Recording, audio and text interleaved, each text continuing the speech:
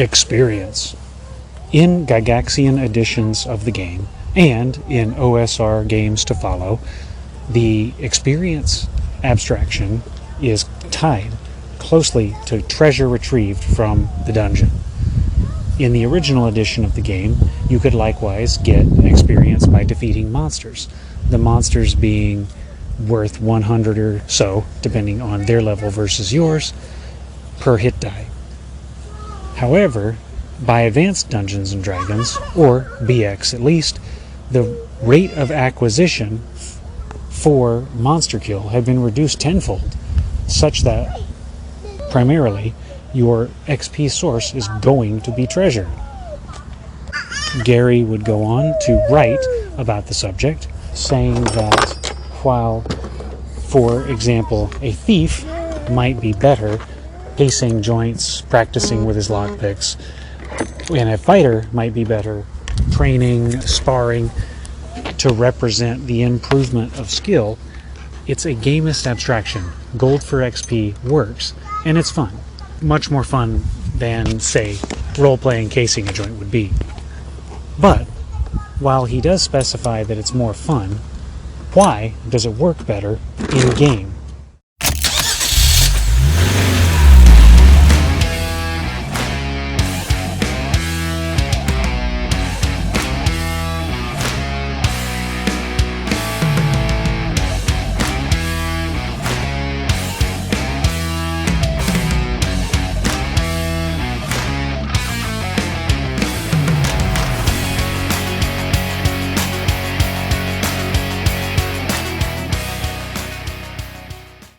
The answer may not surprise you.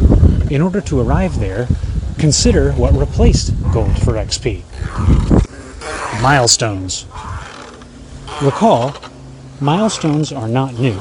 They are a suggestive mechanism for advancement in more recent editions. However, as far as I'm aware, they made their start as a recommendation in the post-Gygaxian TSR epoch. Characters should have goals to accomplish or points in the campaign to get to in order to advance. Now, consider where it led. The consistent complaint about 2nd edition, specifically Adventures 4 and Adventures attributed to 2nd edition, looking at you, Dragonlance, which came out in 1st edition, but everyone thinks was the beginning of the end. They're railroads. They give you an assumed endpoint, and they reward the players for arriving at those endpoints. Thus, you don't have the same sandbox freedoms that you did during the Gygaxian era.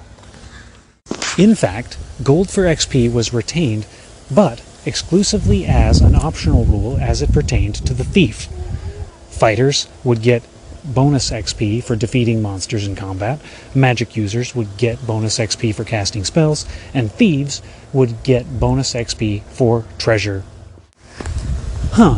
Why then do we have differential XP sources? Well, obviously, it must be to inform the player behavior. The fighter should want to engage in glorious combat. Therefore, we're going to reward him with this XP bonus. The magic user should desire esoteric knowledge. Therefore, we're going to reward him for leveraging his class powers. And in this moment, we arrive at our epiphany. The purpose of the side XP was to inform player behavior. It's a problem that the Gygaxian 1st edition had solved with player ratings. If you were rated poorly by your referee or by the other players, if it was a democratized process, it was more difficult for you to level up. But Dungeons & Dragons has been and is fundamentally an advancement-based game. That's why you have more levels. That is how you win at D&D. You win by advancing in level. Regardless of whether a collaborative game can truly be won, regardless of whether the goals for your characters, the goals for your campaign are accomplished, in a game where you can be level 10 and are level 1, progress to level 2, 3, 4, that's winning. That's getting to your goal. That's getting to the end game. And in our deep monkey brain, we are completing the load bar. Getting to those next levels is winning. When our characters die, we start over at level 1, we have lost. When our characters survive and advance and grow more powerful, we've won. So, circling back to the point, why is gold for XP so essential? A handful of months ago, there was a bit of a hubbub on the podcast ecosystem talking about hit points and why they were or weren't a good representation of how much damage a character could take. The most astute of these observations, however, illustrated that hit points, in fact, are not a representation of reality, nor are they intended to be a simulation. Instead, the purpose of hit points is to provide a resource to manage, a calculation, risk versus reward. In the same sense, the argument against gold for XP fails to understand the purpose of experience in the first place.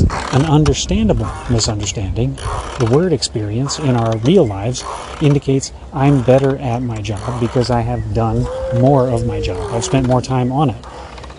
In the game, however, experience is an abstraction. It is a mechanic that is intended to inform player behavior. Why would you want to run a game where you're reading at the library? That's what a magic user might turn into. Why would you want to run a game where you are training on a target dummy? That's what a fighter might turn into. Instead, you want the players to think creatively. You want the players to pull treasure out of the ground and revel in its utilization. You want the players to have sufficient gold to move into the domain sphere, to hire mercenaries, to build castles. How do you do that? How do you encourage that kind of behavior? You tie character advancement to it. The acquisition of treasure allows the intended experience, that is, delving, hiring, campaigning, and eventually ruling. It ties that process into the fundamental and foundational win condition. We appeal to our monkey brain. Why is it then important? Because by telling the player how they win, you can affect the player's behavior. You affect the outcomes. You affect the table lived experience by defining the source of game experience. With that in mind, next time you play in a game I run, milestone XP is on the table, but your milestone is going to be about 2,000 gold pieces, because that is the game I want to experience. Delve on.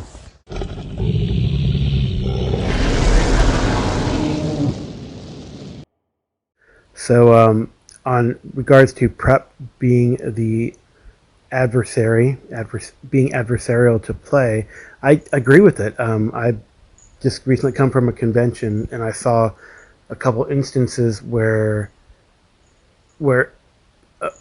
prep could be adversarial, like especially in like published adventures or in products, right? Or depending on what the not mind state, the style that the GM has, right? So in one case where I ran a game, and it had the adventure as written had a particular flow, and this event happened after this event after this event, and I prepared for it. I read the adventure, but I could see how that could get in the way of play, because sometimes players go off the rails and do things or take action that is sort of not expected in the writing of the adventure, and a GM could say no and stick to the plot, or the GM could say yes and let the players roll with the story and determine the course of action. And I think that's where prep over prep and sticking to the prep could be adversarial. And I played another game where everything was developed randomly. Encounters, what the encounters look like, what the reaction of the things we encountered could be, and I loved it. I think it was no prep at all, just rolling random tape on random tables. Sure, an idea of like if they got to spot A, this could happen, and there was some prep there, but I loved how there was no prep or plot line for the story. It was even the characters at that table were generated randomly. So I really enjoyed it, and I think I agree with you that I think it can be, but in the right hands, a GM, well, I think GMs can see that, and I would say a good GM can kind of fight against that adversarial preparedness. That is a powerful expose on why railroading or over preparation can be detrimental to the experience. Normally, if I talk about prep being the enemy of play, it's more about people who are obsessive about getting everything perfect, and they never bring their creation to the table. But what you're talking about, that railroad type module, absolutely, that is deleterious to the player experience because it prevents their agency, all the normal railroad arguments, but at the same time it's damaging to the referee because you've spent your time kind of memorizing this rail track, but the players then go off the rails. And so is going off the rails adversarial play in that sense? So if I've got a story I'm trying to tell, if I've got a railroad I'm trying to set you on, and then the players go totally the opposite direction, is that an example of adversarial play? Now, some might say it's a necessary evil to discourage the railroad, but at the same time, you have to think about it from a con perspective. Admittedly, while I haven't been to any of the big cons, the point is you have 3 hours with some strangers to run a game. And if I have a module that I'm running, if I have something I've prepared, it's kind of not nice, so to speak, if the players then just turn around and go the other way. So I say, you guys are in front of the dungeon door, and the players go, okay, I need to go back, I need to go around, I need to go up north into the woods. I don't have anything prepared there, and what am I going to do as the referee? Do I just have them hit a zone wall? Do I improvise? Do I quantum ogre them into the entry? Is that an example of a player who, knowing where the limits are, can try to push them, and does so for the not necessarily for the improvement of the experience, but to mess with the referee? So, over preparation and reliance the aversion to randomization, that can put you as a ref in a vulnerable position to jerk players. So I guess that's a good case for randomization and prep as much as you need, because the players will put you to the test, and tables and dice are your tools of the trade to overcome. Really, I enjoy this dialogue. This is interesting because it's stuff I would not have come up with on my own.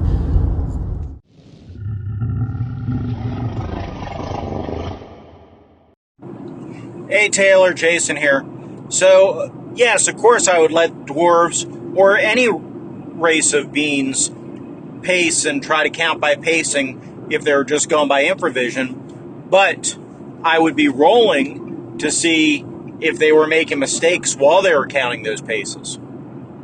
So, anybody that's done orienteering at night knows that it's easy enough to lose your pace, and unless they have ranger beads or something like that, and even then, that would give them a better chance of not losing their pace, but there would be the chance that they would be making mistakes, and we would be rolling for that. Dwarves are better suited for this than other races, of course. Absolutely. Them elves are liable to skip, so they won't lose count, but the steps aren't guaranteed to be the same distance. And I would take that into account, but there would be the chance that their counts and all would be off if they're not actually mapping by the standard procedure. And if you're just doing pacing, honestly, I would let them move at a faster pace, because it doesn't take as long to pace as it does to actually map out, measure out, do all that kind of thing. How about you? I have not done nocturnal orienteering before, so this is a learning experience for me. Also, in the dark, it would be kind of a challenge to draw said map. You could write down X number of paces, but you'd have to write it in Braille. Infravision does not let you see enough to write. So, how would I handle it? I'm not sure. I may follow your lead on that, because it has not come up in the games I have run to date. Who knows? Maybe I'll have more torch blowy outie traps. See if it comes up. Good information and good call. Thank you for making it. Hey Taylor, this is CapnCarberry. Been catching up on the podcast. As far as the adversarial play and the smart monsters, officers don't wear rank in the field for a reason. There's no reason why clerics and mages have to dress like clerics and mages. They can wear normal clothes. They can wear clothes designed to look, at least at a distance, like armor. They can carry what's designed to look like a sword at a distance. There's no reason to be obvious to your enemy as to who you are. That might be a fun magic item. Transparent steel for your plate. Uh-oh, we're learning to ride scooters, and somebody needed the blue one. He didn't want to use the green one. Transparent steel. Going to mapping, one of the callers brought up pace counting. The idea of ranger beads is not new in terms of keeping your pace count. And people who do a lot of land navigation typically know how long their pace count is over various terrain. So it's perfectly reasonable for player skill to inform that their characters know their pace count and track their pace count using any number of devices, from pebbles in a pocket to an actual device. But again, that's a player skill informing their characters' actions as to what characters who are experienced at exploration would do. Ranger beads, for anybody who is curious, are a manual mechanism for counting your pace. Essentially, it looks kind of like a rosary with extra string so that you can slide it along abacus style, counting steps, for anyone else who had to look that up. Finally, as to mapping, there's a reason that you can buy various kinds of scroll cases and chests to secure valuable things that are destructible. You got cut off a little bit there at the end, but I believe where you were going was there is a reason that there are cases to protect destructible things. That kind of ties in, and I potentially could have put this in last week's episode where Daniel had talked about the saves and saving throws of items, but absolutely those rules are there for a reason. You want to protect the important things that'll keep you alive in the dungeon, the important gear that'll get you back so you can enjoy that gold that you pulled from the hole. Not only knowing what to bring, but also how to use it creatively, key pillar of player skill.